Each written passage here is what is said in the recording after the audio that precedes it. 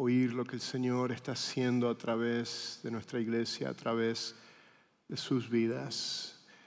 Y quiero recordarles que continuemos orando por nuestra querida Venezuela y por nuestros queridos hermanos venezolanos. Realmente ha sido una tragedia, pero sabemos que el Señor es el único quien puede realmente calmar y realmente consolar y traer esa paz que sobrepasa todo entendimiento a tantas vidas y tantas familias.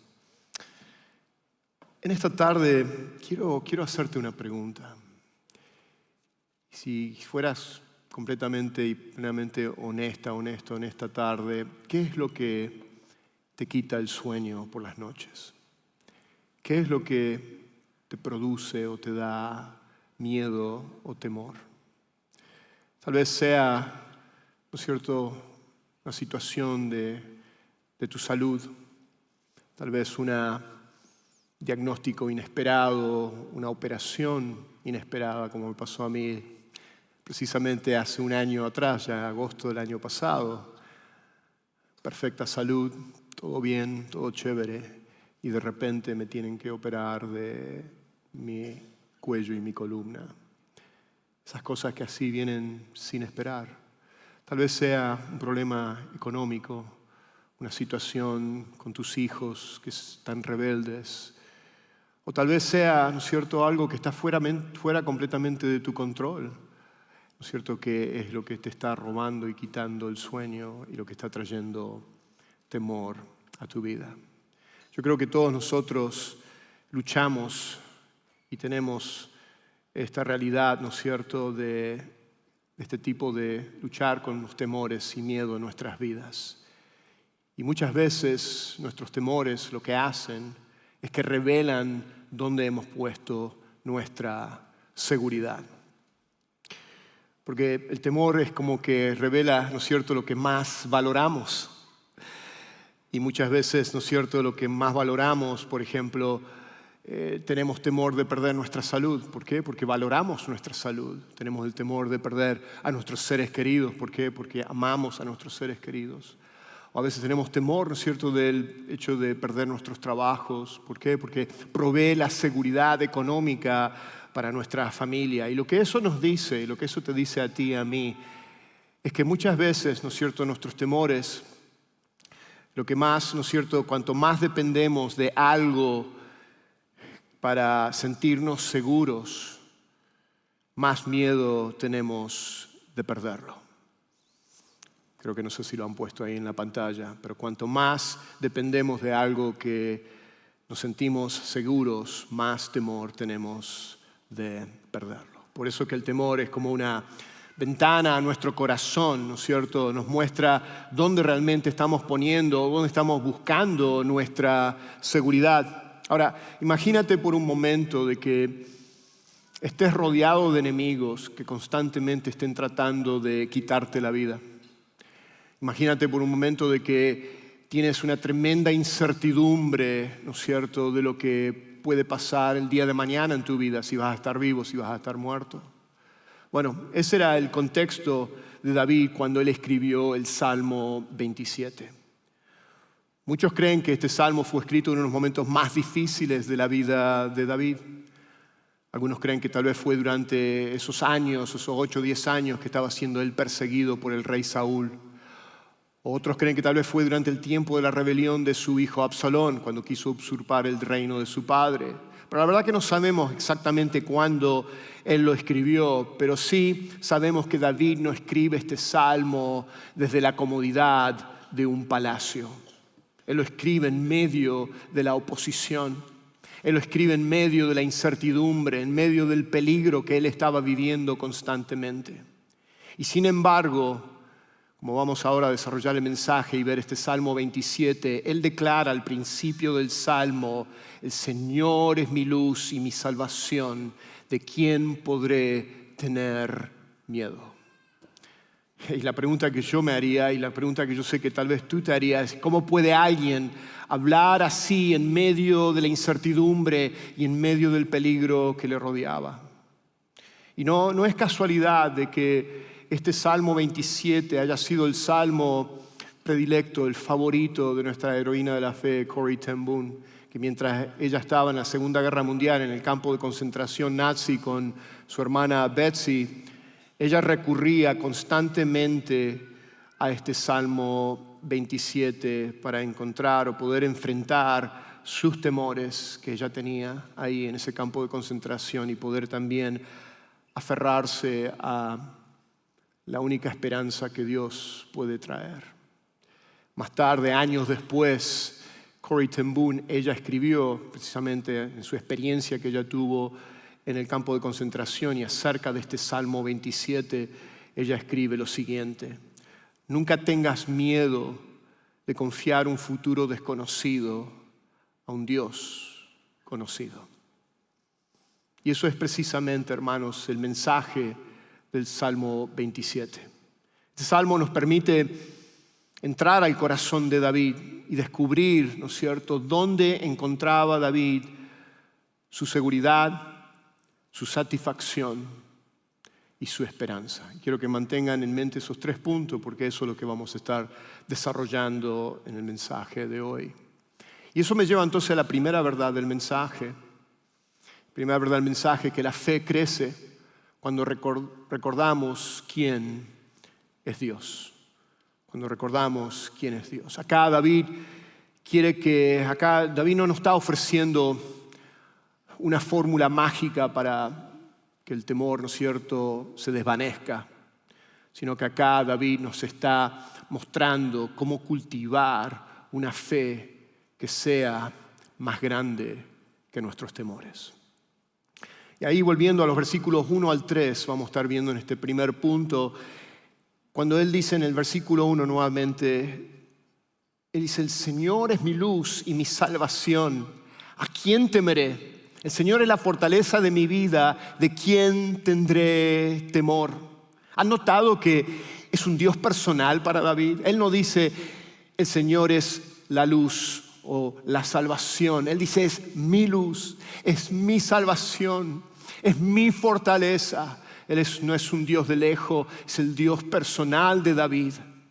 Y David acá abre este salmo con esta tremenda declaración de fe que acabamos de leer y con 2 preguntas retóricas. Y nuevamente estas preguntas no las está haciendo porque él tiene dudas o está buscando información, sino que está haciendo una declaración tremenda de fe en forma de preguntas. Acá él dice, ¿a quién temeré? ¿De quién tendré temor? Y lo que David está haciendo acá no es que está ignorando a sus enemigos, su situación, sus peligros. Lo que él está haciendo acá es que está, ¿no es cierto?, mostrándonos y está poniendo a sus enemigos a la par de Dios o al lado de Dios. De hecho, en el versículo 2, si observamos bien, parece que él lo está escribiendo a esto en el momento, dentro de lo que él está viviendo, en esa crisis, en esos peligros, cuando en el versículo 2 él sigue diciendo, cuando se juntaron contra mí los malignos, mis angustiadores y mis enemigos, para comer mis carnes, ellos tropezaron y cayeron. Y es tremendo porque en Primera de Juan, precisamente cuando él se confronta con Goliat, me vino a la memoria, es precisamente lo que Goliat le dice a David. Dice, hoy daré tu carne a las aves del cielo y a las bestias del campo. Y acá David, él está como recordando, ¿no es cierto?, ese momento, ese tiempo. Pero él hace todo esto y lo pone a la par, ¿no es cierto?, a sus enemigos, con su Dios. Y cuando él compara el poder de sus enemigos con el poder de Dios, entonces la respuesta a esas 2 preguntas retóricas que él hace al principio del Salmo es obvia. ¿De quién tendré temor? Y la respuesta es absolutamente de nadie. Absolutamente de nadie. ¿Por qué? Es como que si David acá dijera, si el Señor es mi luz, entonces ¿quién puede dejarme en tinieblas, en oscuridad? Si el Señor es mi salvación, entonces ¿quién puede destruir mi vida? Y si el Señor es mi fortaleza o la fortaleza de mi vida, ¿quién puede entonces vencerme? Notaron que acá David describe a Dios de 3 maneras extraordinarias. Acá en este pasaje y en esta declaración que él hace y de estas tres maneras que él menciona a Dios, en el Salmo 27, el famoso pastor y predicador del siglo XIX, Charles Spurgeon, él lo refería a esto como un cordón triple, o él lo decía como el cordón de tres dobleces que nada puede romperlo. Y fíjense cómo él lo menciona primeramente al Señor. El Señor es mi luz. David acá está reconociendo la realidad que todos conocemos, que la oscuridad, ¿qué es lo que hace? Produce temor. ¿Por qué? Porque no podemos ver, porque no sabemos dónde estamos yendo. Y el miedo y la confusión crecen dentro de lo que es en la oscuridad. Y cuando no sabemos qué hacer y cuando no sabemos qué viene el día de mañana, nos encontramos entonces en esa incertidumbre, en esa oscuridad. Y muchas veces no tenemos temor tanto al problema como la incertidumbre del problema, de lo que puede pasar o lo que va a pasar, ¿no es cierto? Esa incertidumbre de que cómo terminará mi situación, ¿no es cierto?, que estamos viviendo en el día de mañana. Pero sabemos una cosa, que la luz disipa la oscuridad. La luz disipa el temor. ¿Por qué? Porque nos permite ver. La luz nos da la dirección cuando el camino parece incierto y oscuro. Acá cuando él dice Dios, el Señor es mi luz, Dios acá trae claridad entonces cuando todo parece oscuro y confuso en nuestras vidas. El Salmo 119, 105 nos recuerda eso cuando dice, tu palabra es una lámpara ¿qué? A mis pies y es una luz a mis senderos, una lumbrera a mis caminos. Y cuando Dios es nuestra luz, entonces comenzamos a ver nuestras circunstancias. Escuchen bien esto. Cuando el Señor es nuestra luz, entonces comenzamos a ver nuestras circunstancias a través de la grandeza de Dios y no a Dios a través de nuestras circunstancias. Segunda manera que él menciona al Señor es que el Señor es mi salvación. Y acá David usa la palabra salvación en el sentido de rescate. Dios lo había librado una y otra vez, como ya sabemos la historia de David, ¿no es cierto? Cuando él puede mirar atrás ahora y recordar cómo el Señor lo había librado del oso o del león. Y después, años después, cuando él era joven con el gigante Goliat y después, años después, de la persecución del rey Saúl. Y él recordando todo eso, él podía entonces validar y estar seguro de que Dios nunca le había fallado. Y la fe bíblica no consiste en imaginar que todas las cosas van a ir chévere y todo va a estar bien, ¿no es cierto? No es así. Pero nuestra fe consiste entonces en recordar que Dios ha sido fiel en el pasado. ¿Te acuerdas de esos días? ¿Te acuerdas de esa situación que viviste? Y porque fue fiel ayer en tu vida, en mi vida, podemos entonces confiar que Él continuará siendo fiel en el día de mañana. Amén. Amén. Y David podía enfrentar entonces su futuro, el futuro, porque había visto la fidelidad de Dios en el pasado. Y bueno, y la tercera manera que él lo menciona también al Señor es que el Señor es mi fortaleza. Acá usa un término militar, siendo que David era un soldado y era un militar. Acá usando ese término, ¿no es cierto?, de que Dios es un fuerte, es como un castillo, ¿no es cierto?, con esas paredes de piedra impenetrable. Y nos da esa imagen que Él es mi fortaleza. Y David, siendo un guerrero militar experimentado, ¿no es cierto?, sin embargo, él no confiaba en sí mismo, en sus habilidades, ni tampoco confiaba en sus hombres valientes que él tenía, ni tampoco confiaba en lo que era en su propio ejército, sino que acá vemos una y otra vez más a través de los salmos y a través de este salmo que su seguridad estaba en el Señor. En otro salmo, en el Salmo 46:1, escrito por los hijos de Coré, nos recuerda también lo mismo cuando dice Dios es que nuestro amparo y nuestra ¿qué? Fortaleza, nuestro pronto auxilio. ¿Dónde? En la tribulación. Y es por eso, hermanos, que David podía decir en el versículo 3, Aunque un ejército acampe contra mí, no temerá mi corazón. Y aunque contra mí se levante guerra, yo estaré confiado. Increíble, tremendo. Y ahora bien, tenemos que preguntarnos qué produjo entonces esta confianza increíble, tan profunda en la vida de David. Y la respuesta la empezamos a ver, se nos revela esa respuesta en el versículo 4.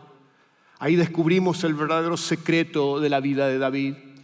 Y eso me lleva entonces a la segunda verdad de este mensaje, que la fe madura cuando Dios se convierte en nuestro mayor tesoro.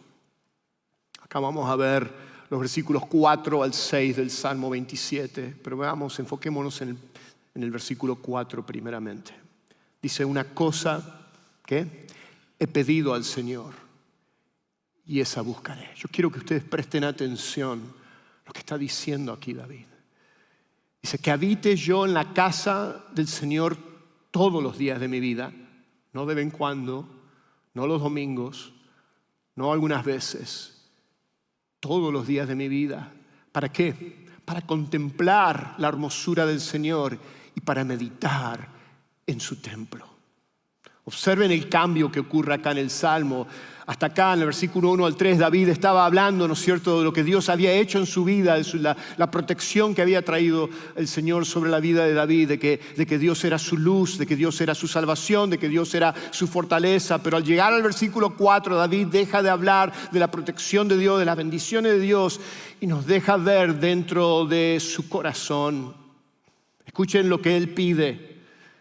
Él no pide y no dice, Señor, destruye a mis enemigos. Él no dice y no pide, Señor, quita esta prueba de mi vida. Él no pide ni dice, Señor, dame más tranquilidad durante estos tiempos difíciles. No, no.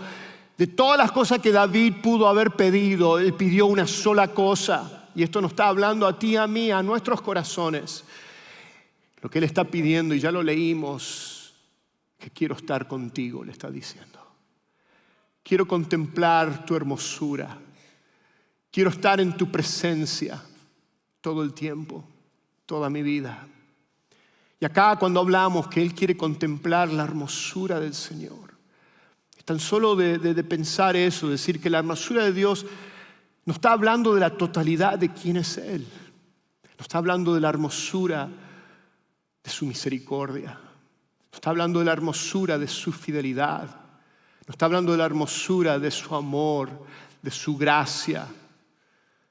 No está hablando de la hermosura de su carácter, de quién es Él. No está hablando de la hermosura de su santidad. Y aquí entonces descubrimos el verdadero secreto de David. De que David ve que el mayor regalo de Dios era Dios mismo. Era Dios mismo. No eran las bendiciones de Dios, no eran la protección de Dios, aunque todo eso, que bueno, ¿no es cierto?, que podemos gozar de los beneficios que el Señor nos da. Pero acá el enfoque no estaba en las manos de Dios, sino en el rostro de Él. Y esa es la verdadera razón o el deseo que vemos en el corazón de David. Y eso nos habla y nos confronta a nuestros corazones también. ¿Por qué? Porque aquello que cautiva nuestros corazones determina la dirección de nuestras vidas. Quiero que piensen un momento en lo que acabo de decir. Porque aquello que cautiva nuestro corazón entonces es lo que va a determinar la dirección de nuestras vidas. Es como lo que dice el Evangelio, que donde está nuestro tesoro, ahí va a estar ¿qué? Nuestro corazón. Y nuestro corazón siempre sigue aquello que considera, ¿no es cierto?, su mayor tesoro. Y si nuestro corazón está cautivado por decir, el dinero, o por la fama, o por el éxito, entonces nuestra vida estará girando alrededor de las riquezas, o la fama, o el éxito. Pero cuando nuestro corazón está cautivado por Dios, entonces comenzamos a buscarlo por encima de todas las demás cosas. No hay otra cosa que puede tomar el lugar de Dios. Y por eso que el rey David no podía dejar de buscarlo.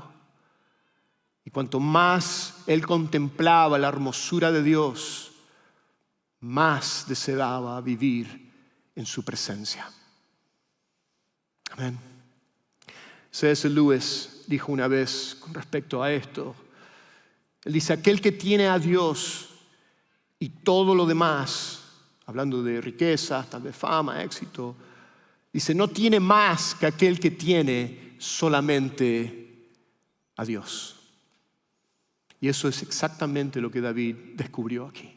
Muchas veces pensamos que si tuviera esto, si tuviera lo otro, entonces sería más feliz o estaría más satisfecho o estaría más tranquilo, ¿no es cierto? No, el salmista descubrió que cuando tú tienes a Dios, ya lo tienes todo, hermanos, lo tienes todo. Amén. Pero acá la pregunta es, ¿qué encuentra entonces David en la presencia de Dios?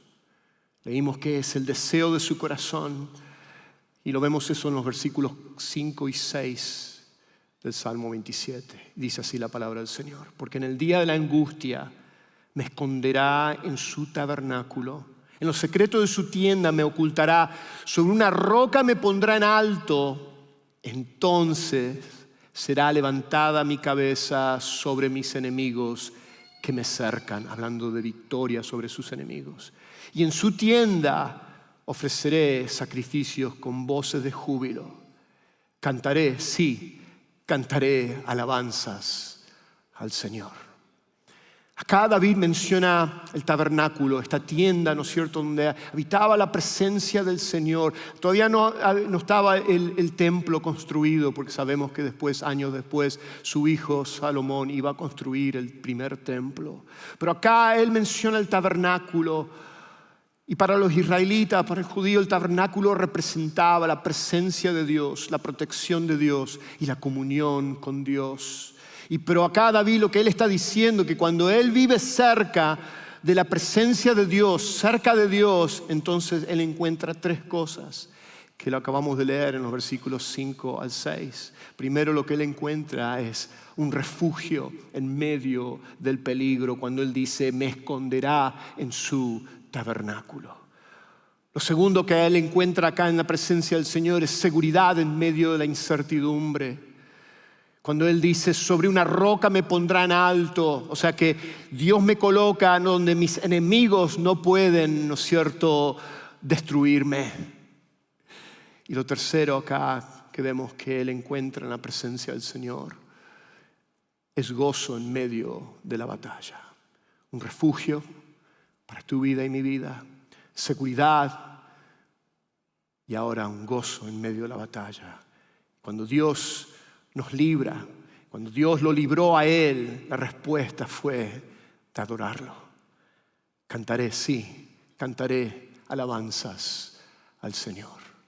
Es ahí donde nosotros podemos experimentar y vivir, ¿no es cierto?, que en la presencia de Dios disipa, ¿no es cierto?, todo temor.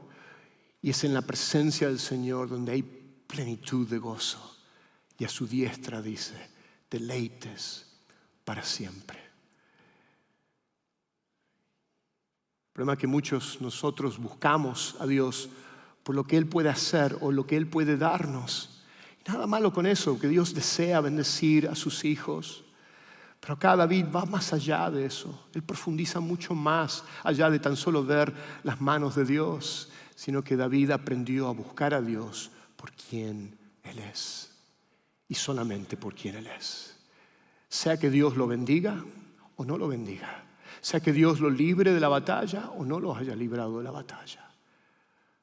Pero él se mantenía firme sabiendo que Dios siempre sería fiel, porque conocía el carácter de un Dios que siempre será y es bueno.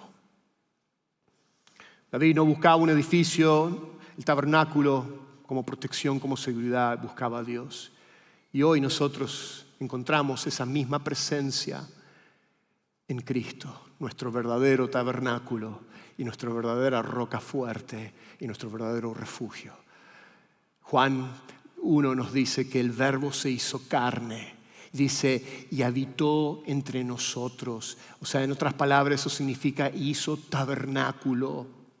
Y dice, y vimos la gloria como del unigénito del Padre, lleno de ¿qué? De gracia y de verdad. Es Él es nuestro tabernáculo hoy en día, en el cual podemos encontrar ese mismo refugio, esa misma fortaleza y esa misma protección y esa misma roca fuerte en nuestras batallas. Ahora bien, sabemos que la realidad que todos sabemos y conocemos, de que aun cuando nosotros buscamos a Dios y estamos en la presencia de Él y queremos saber, ¿no es cierto?, y conocerlo más a Él, hay momentos que parece que Él está en silencio. Entonces, ¿qué hacemos en esas situaciones donde estamos buscando al Señor, estamos orando y parece ser que hay silencio en el cielo? David también pasó por esos momentos, por esos valles oscuros en su propia vida. Y acá encontramos, yo creo, en esta parte del Salmo 27, encontramos la parte más humana de todo el Salmo. Hasta el momento vimos cómo David hablaba con gran confianza, ¿no es cierto?, con unas declaraciones de fe increíbles, pero ahora nos permite ver la lucha interna de su corazón, sus temores, sus debilidades. Y eso es exactamente lo que encontramos ahora en los versículos 7 al 14, ya terminando. Y esto me lleva entonces y nos lleva a la tercera verdad del mensaje de hoy, que la fe persevera cuando esperamos en Dios, aun cuando no lo sentimos cerca. Acá David comienza a orar, comienza a buscar al Señor. Él no está sintiendo la presencia del Señor, o no está sintiendo que Dios lo está escuchando, y por eso que él empieza a implorar a Dios cuando le dice en el versículo 7, escucha, oh Señor, mi voz cuando clamo, ten piedad de mí y respóndeme. Él está pidiendo que le responda porque él no estaba escuchando de Dios. Y acá en el versículo 8 dice, cuando dijiste, busquen mi rostro, fíjense cómo él contesta, mi corazón te respondió. Fíjense la perseverancia y cómo él sigue creyendo y creyendo y creyendo. Mi corazón te respondió, tu rostro, Señor, buscaré. Y luego él continúa diciendo en el versículo 9, le sigue diciendo a Dios, no escondas de mí tu rostro, no me abandones ni me desampares, le está diciendo David al Señor. Y no es porque Dios lo había desamparado, no era porque Dios lo había abandonado, es que así se estaba sintiendo en estos momentos de gran presión y de gran peligro en su vida. Te pregunto a ti, ¿alguna vez te has sentido así? Tal vez has experimentado esos momentos, ¿no es cierto?, donde parece que Dios guarda silencio, parece que su rostro está escondido. Hermanos, aquí encontramos una de las verdades más preciosas, más hermosas del Evangelio. Porque David temía, ¿no es cierto?, que Dios escondiera su rostro. David temía, ¿no es cierto?, en ese momento de que Dios no le respondiera. Pero yo quiero decirte algo, hubo uno mayor que David, que experimentó y vivió algo mucho más profundo que el rey David. En la cruz Jesús clamó, Dios mío, ¿por qué me has abandonado? Y en ese momento el Hijo perfecto de Dios, ¿qué es lo que hizo? Soportó lo que es el desamparo, el abandono, el juicio de Dios cayó sobre él, ese juicio que nos merecíamos, tú y yo nos merecíamos. ¿Para qué? Para que todo aquel que pusiera su confianza en Él, pusiera su fe en Él, tuviera la seguridad, la certeza de que Dios nunca lo va a abandonar. Por eso que aunque el cielo parezca guardar silencio, nunca confundamos, ¿no es cierto?, el silencio de Dios con su ausencia en Cristo, hermanos. En Cristo tenemos la certeza, la seguridad de que Él nunca nos dejará y nunca nos desamparará. Y por eso David no deja de buscar a Dios cuando él no siente a Dios cerca. Hace exactamente lo contrario, lo busca más intensamente. Y eso es lo que hace una fe que persevera, hermanos. Eso es lo que hace una fe que continúa creyendo a pesar de las circunstancias y a pesar de lo que está él viviendo. Y después David acá lleva esa misma confianza, esa misma seguridad, esa misma certeza al ejemplo, al escenario más extremo que nosotros podemos imaginarnos. Veamos lo que él dice en el versículo 10. El versículo 10 dice, porque aunque mi padre y mi madre me hayan abandonado, el Señor me recogerá. Acá David no está diciendo que sus padres lo habían abandonado, sino que él está usando la relación humana más profunda. Estamos hablando del amor de los padres hacia sus hijos, el amor de una madre hacia sus hijos. ¿Qué es lo que no harían, no es cierto, una madre, un padre? Daríamos nuestras vidas por nuestros hijos, ¿no es cierto? Y él usa ese ejemplo, ¿no es cierto?, para que nosotros podamos conocer y enseñarnos una verdad aún mayor.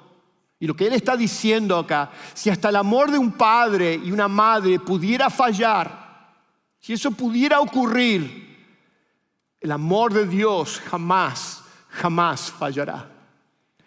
Las personas que más amamos pueden fallarnos, los amigos pueden decepcionarnos, la familia puede tal vez no estar ahí cuando más la necesitamos, pero nunca, quiero que se acuerden de esto, nunca llegará el día en que Dios abandone a uno de sus hijos, nunca. Porque cuando todo lo demás falla, sabemos, porque la palabra de Dios nos dice, la fidelidad de Dios siempre permanece. Ahora bien, hermanos, eso no significa que el camino de la fe, el camino de un seguidor de Cristo, sea fácil, sea sin pruebas, sea sin batallas. Hay momentos en que la prueba se prolonga. Hay momentos que estamos en medio de las dificultades y de las pruebas y seguimos orando y esperando y no vemos una respuesta. Y es ahí donde entonces nuestras fuerzas empiezan a flaquear. Empezamos a sentirnos agotados y cansados. Nuevamente, ¿has estado ahí alguna vez? Yo creo que cada uno de nosotros hemos vivido y hemos estado en esos valles oscuros de nuestras vidas. Y es precisamente ahí donde David nos abre completamente su corazón. Porque la fe no es la ausencia de debilidad, de pruebas, como les decía. Es seguir confiando en Dios cuando nuestra fuerza ya no alcanza, cuando ya no tenemos más fuerzas. Y fíjense lo que él dice en el versículo 3, ya terminando acá. Hubiera yo desmayado si no hubiera creído que había de ver la bondad del Señor en la tierra de los vivientes. ¿Escucharon bien cómo él está contestando acá y lo que él está diciendo? Estos versículos nos recuerdan que David no era un superhéroe espiritual, un superhumano, ¿no es cierto? Él era un hombre como nosotros, ¿no es cierto? Con las mismas debilidades, las mismas emociones y sentimientos. Un hombre en el cual experimentó las debilidades a un punto que llegó al límite de sus fuerzas. Y acá David está diciendo, hubiera yo renunciado, hubiera perdido la esperanza, hubiera perecido. Pero ¿qué es lo que él sigue haciendo? Pero él siguió creyendo. Él siguió creyendo. David no sabía cuándo Dios le iba a intervenir, cuándo iba Dios a rescatarlo. Lo que sí sabía es que Dios nunca dejaría de ser bueno. Nunca. Porque la esperanza, tu esperanza y mi esperanza, la esperanza del seguidor de Cristo, no se basa en las circunstancias nuevamente. Se basa sino en el carácter de Dios, de quién es Él. Y sabiendo David de que Dios, el Señor, es bueno y continúa siendo siempre bueno. No importa la circunstancia en la cual Él se encontraba, no importa la circunstancia que tú te puedes estar encontrando ahora en este momento, Él sigue siendo bueno. Y esa misma esperanza es la misma esperanza que también sostiene a nuestros corazones hoy. Porque Dios nunca dejará de ser bueno y nunca dejará de caminar con nosotros. El Salmo termina con este llamado. Versículo 14. Dice, y esto es una palabra yo creo que dirigida a muchos de ustedes ahora en esta tarde. Dice, espera al Señor. El Señor te está diciendo a esperar. Espera al Señor, esfuérzate y aliéntese tu corazón. Sí, espera al Señor. Acá David comenzó el Salmo diciendo, ¿de quién temeré? Esa gran declaración de fe. Y termina diciéndonos, espera al Señor. Y acá el esperar no es solamente cruzarte de brazos, estar en pasividad, sino el esperar significa seguir buscándolo, seguir creyendo, seguir confiando en Él, seguir obedeciéndolo aun cuando todavía no vemos la respuesta a nuestras oraciones. Y entre esas dos declaraciones que Él hace al principio y ahora al final, descubrimos cómo Dios cambia un corazón lleno de temor a un corazón lleno de fe y de confianza. Porque la fe no consiste en tener una vida sin pruebas, sin batalla. La fe consiste en conocer a un Dios que es más grande que cualquiera de tus batallas que puedes estar viviendo ahora mismo. Amén.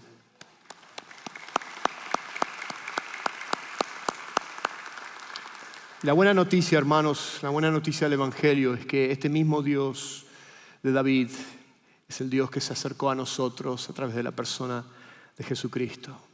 Jesús, Él es nuestra luz, Él es nuestra salvación y Él es quien prometió, y escuchen bien esto, yo estoy con vosotros, Él está contigo. Dice todos los días, no algunas veces, no de vez en cuando, todos los días. ¿Hasta cuándo? Hasta el fin del mundo.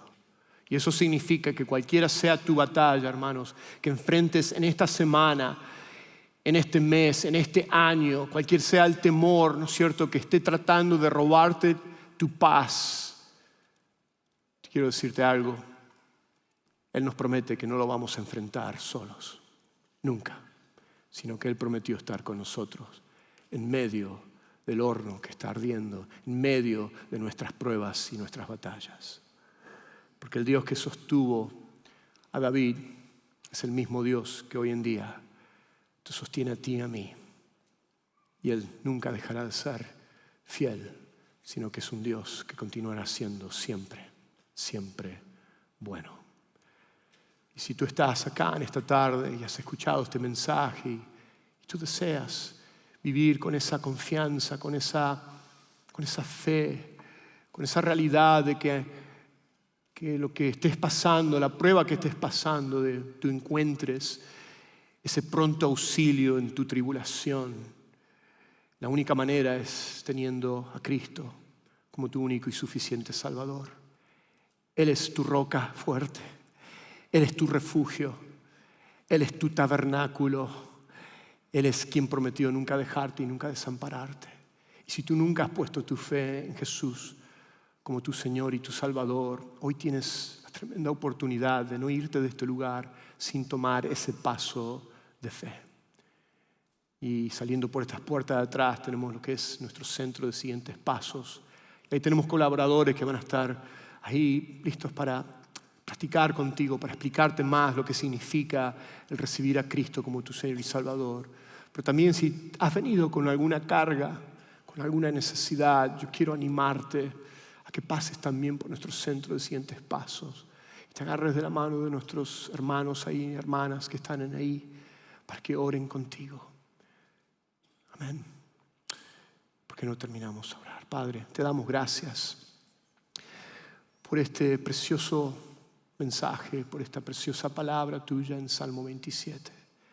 Gracias por darnos la certeza, Señor, de que, Señor, tú siempre estarías con nosotros, de ser nuestra salvación, de ser nuestra fortaleza, de ser, Señor, nuestra luz, quien dirige nuestros pasos cada día. Señor, te alabamos y te exaltamos y te damos gracias por darnos la gracia para poder continuar y estar firmes en tus caminos, Señor. Y que cuando estamos en debilidad, Señor, cuando nos sentimos agotados, Señor, ahí estás tú, Señor, a nuestro lado, trayéndonos de tu gracia, Señor, y de tu fortaleza para levantar nuestros rostros y darnos la victoria sobre nuestras pruebas. Gracias, Señor, te damos. Te lo pedimos esto en tu nombre, en el nombre de Jesús. Amén. Gracias, hermanos, por escucharme.